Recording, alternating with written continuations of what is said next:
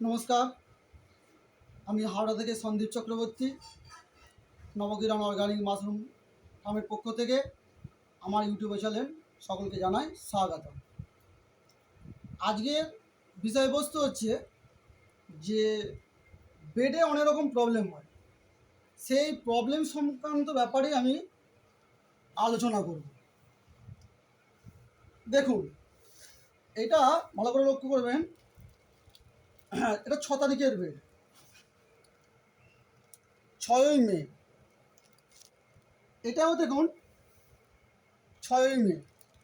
আমরা ডেটটাকে লিখে রেখে দিই, আমাদের যে 18-19 দিনের মধ্যে সারটা দেওয়ার হয় সেই কারণে আমাদের লিখে রেখে দিতে হয়।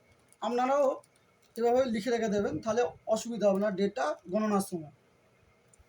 তো দুটো বেড দেখুন দু রকম।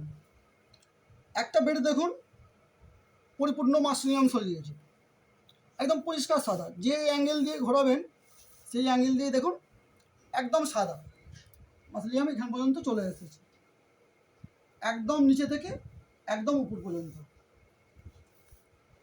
আর এই একই দিনের বেড আপনি এটা ফলো করুন, এই মাঝখানটু শুধু এসছে, এই মাঝের অংশটা শুধু এসেছে, নিচের অংশ আসেনি, ওপরের অংশ হালকা এসেছে, আসেনি বললেই চলে। আমার একই হাতে বেড, আমি নিজেই বানাই, তাহলে এরকম প্রবলেমটা হলো কেন? আর এই প্রবলেমগুলো হলে কি হবে? এইটা কিন্তু আমি ফসল পাবো, কিন্তু এইটাই পাবো না, এইটাই নানা রকম ফাঙ্গাস ছত্রাক দেখা দেবে। যদিও আমি বেডটা করব, চেষ্টা করবো বেডটাকে বাঁচিয়ে রাখার, তবুও কিন্তু এই বেডটায় ফলন আশা না করাই ভালো। কেন এর আগে আমরা দেখেছি এই সমস্ত বেডগুলোয় ফলন হয় না, হলেও দুটো একটা মিল্কি বেরিয়ে আর হয় না, ম্যাক্সিমামটাই অন্য ধরনের ফাঙ্গাস হয়, কালো ছাতার মতো ফাঙ্গাস বেরিয়ে পড়ে। এইটা একটাই কারণ, আমি একই ঘরে রেখেছি, এই ঘরে টেম্পারেচার আর্দ্রতা সব ঠিকঠাক আছে। এইটা হয় অ্যাকচুয়ালি জল বেশি হয়ে যাওয়ার কারণে। আমরা যখন খড়টাকে পরীক্ষা করি, আমরা সবাই জানি যারা আমার মাশরুম সিলিন্ডার করে বা মাশরুম চাষি ভাইরা, যে আমরা মুঠো করে চেপে দেখে নিই। চেপে দেখে নেওয়ার জন্য কি হয়, আমরা বলে থাকি যে জলটা যদি এই আঙুলের ফাঁক দিয়ে না টস টস করে পড়ে তাহলে বেডটা ঠিক আছে। কিন্তু আমি বলবো, অনেকে বলে হাতে জল এলে অসুবিধা নেই, কিন্তু হাতে সেই রকম শীতকালের মতো, শীতকালে এই বেডগুলো প্রবলেম হয় না। শীতকালে কি হয়, হাতে জল থাকলে একটু যদি জল বেশি হয়ে যায় তাহলে বেডটা কিন্তু রানি হয়ে যায়, কিন্তু গরমকালে সেই জিনিসটা হয় না। গরমকালে কি হয়, যদি বেডে জল বেশি থাকে, ঘরে যদি জল বেশি থাকে, তাহলে বেডের হাল এইরকম হয়ে যায়।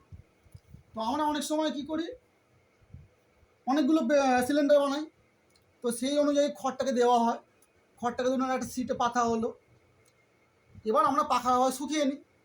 তো পাখার হাওয়ায় শুকোতে গিয়ে কী হয়, যখন পাখাটা হাই স্পিডে চলে ওপরের খড়গুলো শুকিয়ে যায়, আমরা ভালো করে নাড়াচাড়া করি না। তো সেই নাড়াচাড়া না করার জন্য নিচের খড়গুলো যে থাকছে তাতে কিন্তু জলটা রয়ে যায়, আর এইগুলো ওপরের খড়। তো আমরা ওপর থেকে খড়টাকে চেপে দেখলাম না ঠিক আছে, কিন্তু আমি বলি যে খড়গুলো ভালো করে নাড়াচাড়া করবে, যেন পাখার হাওয়াটা সব খড়টাকে খেলে, না সব খড়টাকে খেললে আপনার খড় শুকাবে না। তো সেই ক্ষেত্রে বেডে প্রবলেম হবে, এই ধরনের বেড হবে। আর এই ধরনের বেডে কি প্রবলেম হবে দেখুন, আপনারা দেখতে পাবেন এই ধরনের বেডে দেখুন এটা অন্য ধরনের কিছু একটা হচ্ছে। আমি দায়িত্ব নিয়ে বলতে পারি এই বেডটায় ফসল হবে না, কেননা এই বেডটায় অন্য ছত্রাকের আবির্ভাব হবে বা হয়ে গেছে। যদিও আমি কেসিং করবো এটায়, তবুও আপনারা দেখতে পাবেন এই যে বেডটা আজকে ভিডিওটা দেখলেন, আগামী ভিডিওগুলো যখন দেখবেন তখন দেখবেন এটা কিন্তু ফসল হয়নি, বা হলেও ছোটো একটা দুটো হলো, যেই ফসলে আমরা প্রফিট করতে পারবো না। তো এই আগামী ভিডিও পেতে গেলে আপনাদের অবশ্যই চ্যানেলটাকে সাবস্ক্রাইব করে রাখতে হবে। আর যদি আমার এই